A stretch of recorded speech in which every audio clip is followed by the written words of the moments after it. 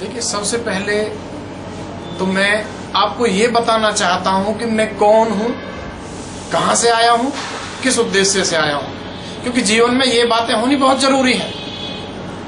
मेरा नाम राम कुमार शर्मा है, उर्फ मैं देशभक्त भी कह सकता हूं, मुझे अच्छा लगेगा। मैं हरियाणा का एक निवासी हूं, जहां से केजरीवाल जी हैं, और फरीदाबाद मेरा जिला है। सबसे पहले तो मैं ये बता देना चाहता हूं कि यहां आने का मेरा मकसद ये है कि मैं देशभक्ति करने आया हूं, क्योंकि भारत माँ का मेरे ऊपर थोड़ा सा कर्ज है, वो आज उतरेगा, उसे मैं उतारने आया हूं। मेरी मन की ये गवाही है, मेरी आत्मा ये कहती है कि राम कुमार शर्मा, इस देश में तूने जन्म लिया है तो इस देश से गद्दारी मत कर। ये मेरे पास एक ऐसा प्रूफ है कि मैं लूटा हुआ हूं और लूटने वाला है अरविंद केजरीवाल। कैसे लूटा? भावनाओं से लूटा। क्यों? क्योंकि वो भावनाओं से बहुत अच्छी तरह लूटता है।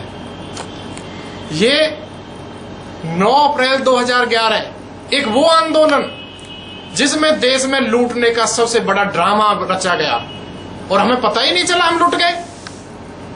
वाह रे वाह, लूटने की कैसी अच्छी साजिश है। पीसीआरएफ आईएसी का एक ऐसा आंदोलन खड़ा करने के लिए एक मंच, जहां मैंने खुद ने पैसा डोनेट किया, क्योंकि उस टाइम मेरी आत्मा ने कहा था कि ये एक ऐसा आंदोलन है कि भ्रष्टाचारियों से लड़ा जाए। उसके बाद रामलीला मैदान, जिस रामलीला मैदान में हमने जन लोकपाल बिल के लिए लड़ाई लड़ी, वहां भी हमारी आत्मा ये कह रही थी कि इस जन लोकपाल बिल में देश की एक ऐसी शक्ति छुपी हुई है जो एक आम आदमी, एक रिक्शा वाला, एक ऑटो वाला और सभी धर्मों के लिए। हमने जन लोकपाल बिल की लड़ाई लड़ी, लेकिन हम वहां लुट गए। लूटने वाले कौन थे? केजरीवाल जी। हम उसके साथ खड़े हैं। हमने खाना नहीं खाया, काफी दिनों तक भूखे रहे, अनशन किया। हमें नहीं पता था कि हम लुट करके कहां जाएंगे। इसके बाद हम रालेगन गए। रालेगन में अन्ना हजारे जी ने हमें सम्मान दिया, और ये उसका प्रूफ है। 11 सितंबर 2011 रालेगन सिद्धि में अन्ना हजारे जी ने अरविंद केजरीवाल, किरण बेदी और मैं खुद राम कुमार शर्मा, सरपंच जो वहां के थे, उनसे शॉल ओढ़कर सम्मानित करवाया हम 3 लोगों को। किस लिए? कि आपने देश के लिए अच्छा काम किया है, जन लोकपाल बिल के लिए, एक देश के लिए, लोगों के लिए बहुत अच्छा काम किया है, इसलिए आप सम्मान के योग्य हैं। हम बड़े ही अपने आप को गौरवान्वित महसूस कर रहे थे कि ये तो जीवन में हमने एक नेक काम कर दिया। लेकिन आज अरविंद केजरीवाल जी ने ये पार्टी बना करके हमारे साथ धोखा कर दिया। यहां हम लुट गए। इस लूटने को और इस अपने अंदर की आत्मा को देखने के लिए ही हम यहां आए हैं। ये इन्होंने मैनिफेस्टो जारी किया, पार्टी बनाई और उस जन लोकपाल बिल की सारी हवा निकाल दी। यहां तक बात होती तो ठीक थी। मैं वो आदमी हूं जो अरविंद केजरीवाल, मनीष सिसोदिया, कुमार विश्वास, ये जो गैंग ऑफ गाजियाबाद है, इनके साथ उठा बैठा हूं, साथ खाना खाया है, साथ विचार एक दूसरे का आदान प्रदान किए हैं। क्योंकि यदि 125 करोड़ की जनता है तो वो ये नहीं सोच सकती कि अरविंद जी के कैसे विचार हैं, मनीष जी के कैसे विचार हैं। ये तो सिर्फ उनके साथ उठने बैठने वाले 50, 100, 200, 1000 आदमी ही व्यक्त कर सकते हैं। आज मेरा ये भारत माता के प्रति सबसे बड़ा कर्तव्य बनता है कि मैं ये बताऊं कि उनके विचार कैसे हैं। जब वो आपस में बैठते हैं तो ऐसी बातें करते हैं कि इस टॉपिक को जनता में फेंको, इससे जनता आएगी। हम बैठे बैठे सुनते हैं, कह कुछ नहीं पाते। क्यों? गैंग ऑफ गाजियाबाद कार्य कर रहा है। उस गैंग ऑफ गाजियाबाद को देश देख रहा है 4-5 लोगों की टोली है। कोई आदमी बोलता है तो उस पर आरोप लगा दिया जाता है, आरोप लगा के उसको बाहर का रास्ता दिखा दिया जाता है। 4-5 आदमियों के अलावा और कोई कार्य नहीं है। केजरीवाल जी, आपने वहां बैठ के कहा था हमसे कि यदि मैं मुख्यमंत्री बना दिल्ली का तो आम आदमी की तरह रहूंगा।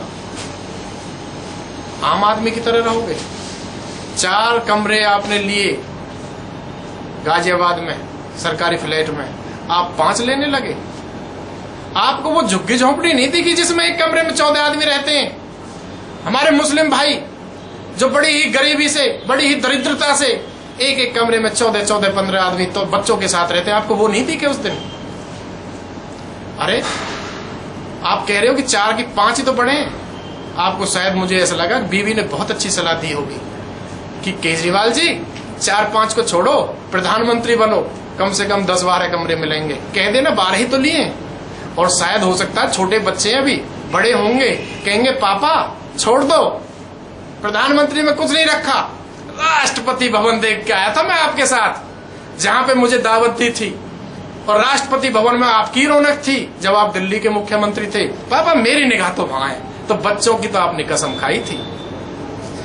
अब जब बच्चे पूछेंगे पापा कसम तो हमें मारने की खाली कि हम कांग्रेस से हम समझौता नहीं करेंगे, तो हमारा ये वादा भी तो पूरा करो कि आप राष्ट्रपति बनो और उस राष्ट्रपति भवन को हमें समर्पित करो, क्योंकि बच्चे आपसे जवाब लेंगे। आपने कहा था मेरे से कि शर्मा जी ये बच्चे हैं, मैं इनके लिए कर रहा हूं अनशन, ये जब बड़े होंगे तो मेरे से पूछेंगे कि तुमने हमारे लिए क्या किया।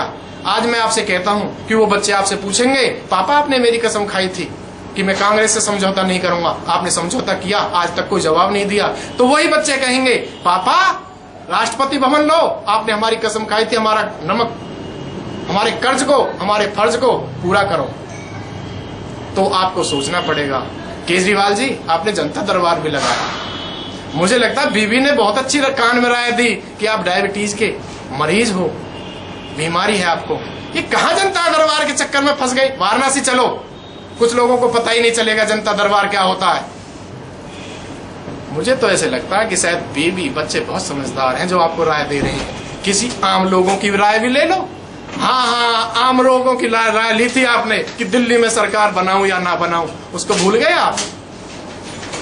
केजरीवाल जी आपने लूटा है, लूटने वाले हम हैं, हम देशभक्त हैं। और एक देशभक्त वहां जी रहे हैं पूरे देश में, वो नहीं आ सकते यहाँ। क्यों? रेल का किराया है, आने जाने का खर्चा है। आपने तो डोनेशन ले लिया, बहुत ही भावनाओं से खेल करके डोनेशन आपने ले लिया। वो कहां से डोनेशन लेंगे? वो रिक्शा चलाते हैं, 30 रुपए मजदूरी लेते हैं, शाम को उनके 4 बच्चे हैं, उन बच्चों में 30 रुपए में वो देखते हैं कि पापा ने कौन सी सब्जी बनाई, कितना चावल लिया, कैसे कैसे इसको पूरा करें। तो वो तो जो है यहाँ नहीं आ सकते। मैं उनकी तरफ से माफी मांगता हूँ, मैं मांगूंगा माफी, आप नहीं मांगोगे। क्यों? क्योंकि वो देशभक्ति पूरी नहीं कर रहे। आप तो वाराणसी इतनी दूर आ गए दिल्ली से, जहां तक एक आम आदमी नहीं आ सकता, रिक्शा वाला नहीं आ सकता, एक आम कारीगर नहीं आ सकता, अपने धंधे को छोड़ के नहीं आ सकता। ये आपकी बड़ी अच्छी सोची समझी चाल है। इसको देख करके तो ऐसे लगता है कि जैसे आपने तो वाकई में ही IRS कर रखी है। सबसे पहले उन झुग्गी झोंपड़ी के लोगों को देखो कि वो कैसे रहते हैं। केजरीवाल जी मेरी आपको एक राय है कि आप दिल्ली के मुख्यमंत्री बनने के बाद झुग्गियों में जाना भूल गए। आपने दिल्ली में बहुत अच्छे अच्छे आंदोलन किए हैं, भावनाओं को खरीद के किए हैं। वाराणसी की जनता को भी थोड़ा सा देख लेना, ये बहुत गरीब हैं, दिल्ली से बहुत दूर रहते हैं, भोले हैं बेचारे, इनके साथ मत खेलना क्योंकि भगवान माफ नहीं करेगा। भावनाओं का ऐसा खेल है कि जो भावनाएं आप खरीदते हो शायद ही इस संसार में कोई खरीद सकता हो। केजरीवाल जी आपसे एक देशभक्त की विनती है, एक आम आदमी की विनती है कि आप थोड़ा दिल्ली के नजदीक रह गए, उन लोगों की समस्याओं को देख लो जिन लोगों ने आपको वोट दिया था, भावनाओं के ऊपर वोट दिया था। अगर जो आपकी आत्मा अब भी नहीं उठी, अब भी नहीं जागी, तो ये देश आपसे बदला जरूर लेगा।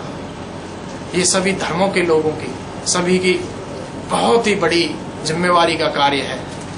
आज तक हमने कोई किसी पार्टी को ज्वाइन नहीं किया, हम ना किसी पार्टी के कार्यकर्ता। क्यों?